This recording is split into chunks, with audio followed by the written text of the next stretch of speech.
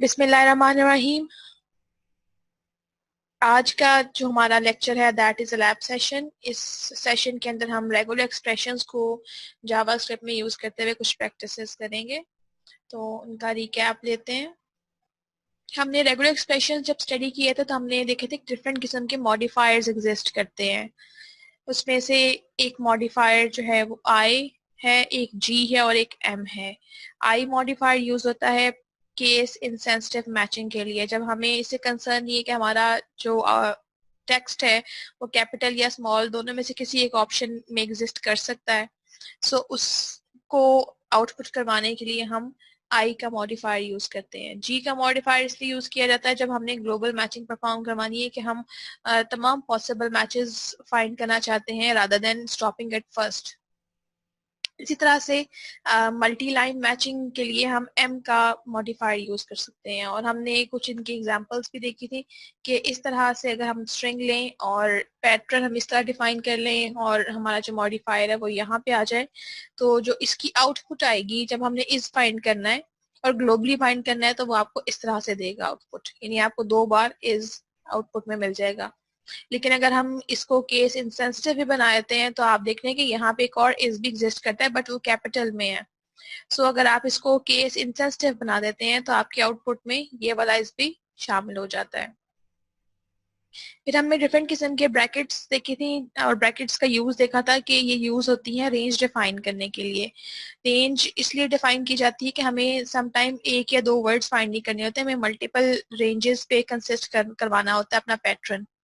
उसके लिए फिर हम ब्रैकेट्स यूज कर सकते हैं। हमने देखा था कि इस तरह से अगर हम कोई भी वैल्यू ब्रैकेट्स के अंदर लिख देते हैं तो वो स्पेशली उन वैल्यूज को ही टारगेट करता है, उन वैल्यूज को फाइंड करता है।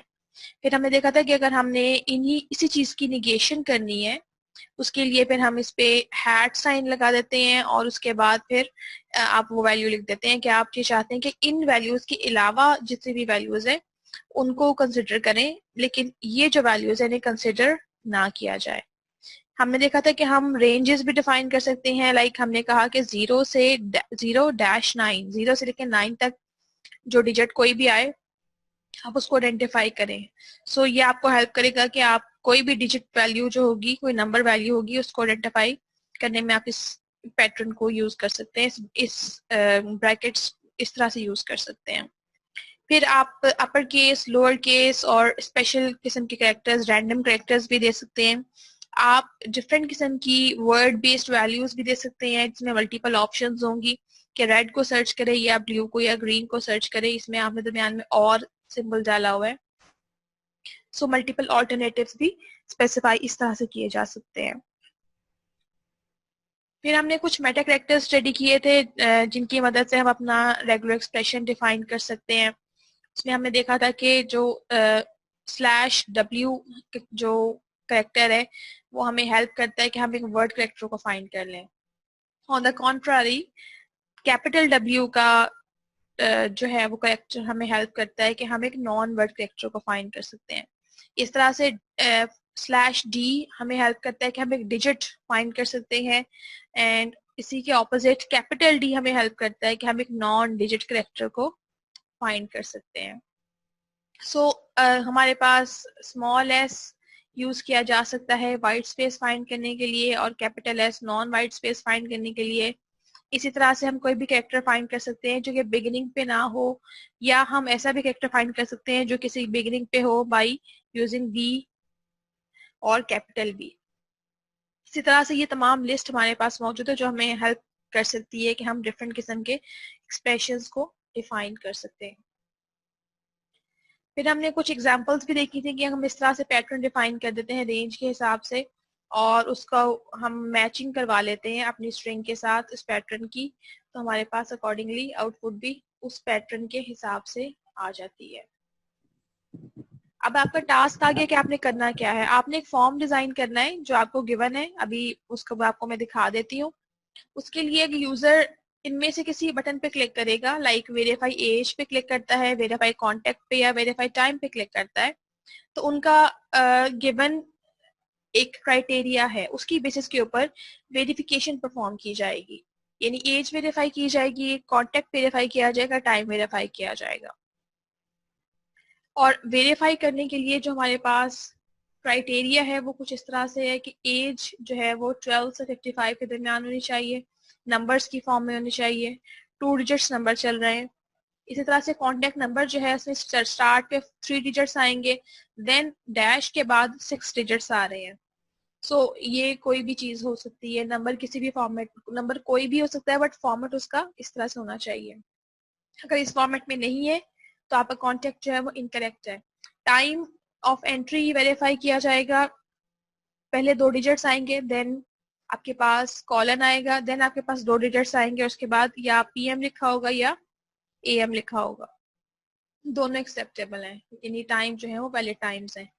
इसके अलावा अगर कुछ लिखा हुआ है तो वो एक्सेप्टेबल नहीं है।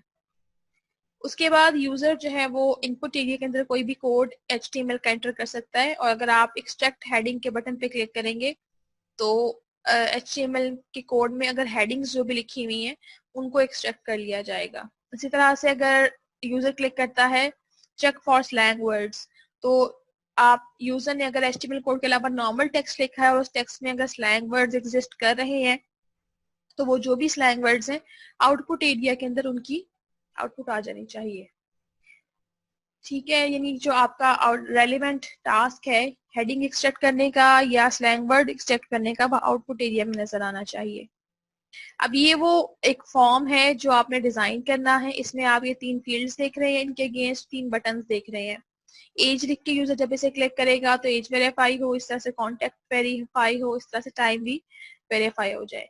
यहाँ पे यूजर HTML कोड लिखेगा और इस पे क्लिक करता है तो HTML कोड के अंदर जितने भी हेडिंग्स हैं H1, H2, H3 इस टाइप की हेडिंग्स, वो तमाम अगर एक यहाँ इस कोड में एग्जिस्ट कर रही हैं तो एक्सट्रैक्ट होके यहाँ पे आनी चाहिए।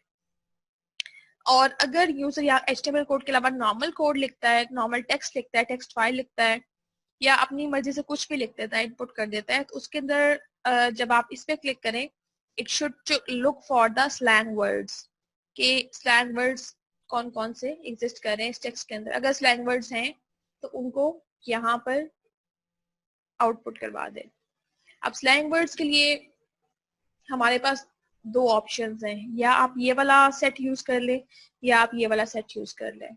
इसमें ऑप्शन 1 में आपको ये स्लैंग वर्ड नजर आ रहा है, ये स्लैंग वर्ड नजर आ रहा है, this is the slang word, this is the slang word, this is the slang word.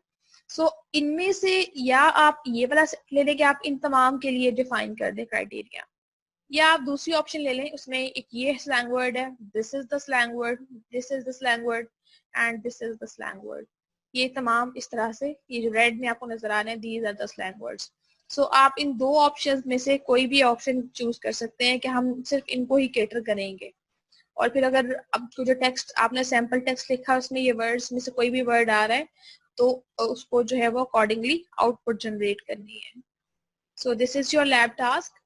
आप एडिशनल हेल्प ले सकते हैं इस लिंक से, इट्स अ गुड लिंक, इसमें कोड भी अवेलेबल है हेल्प के लिए। अगर कोई क्वेश्चन हो तो प्लीज पूछें। Alright, if there is no question then I'll stop here.